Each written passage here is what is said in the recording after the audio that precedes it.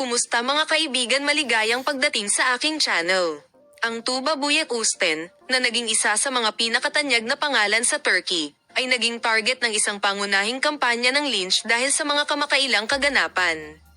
Lalo na ang pagkabilanggo ni Engin Akyurek at ang mga kaganapan na naganap matapos ang sikat na manlalaro ay gumuho tulad ng isang madilim na ulap.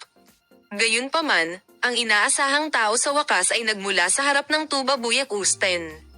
Inihayag ng abogado ng sikat na manlalaro ang publiko sa pamamagitan ng pagtatanong sa publiko at inihayag na ang legal na proseso ay sisimulan laban sa nangyari.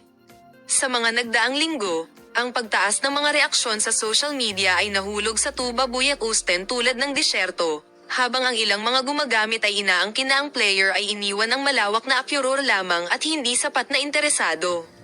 Ang mga talakayan na nagsimula sa pakikilahok ng Paris Fashion Week ay humantong sa malupit na mga pintas na si Tuba Büyük Usten ay walang pananagutan at hindi mapaniniwalaan. Gayunpaman, ang abogado ng sikat na manlalaro ay tumugon ng mahigpit sa mga unang langis na ito. Nakikita namin ang isang kampanya ng smear laban sa Tuba Büyük Usten. Hindi lamang ito isang proseso na limitado sa mga individual na interpretasyon.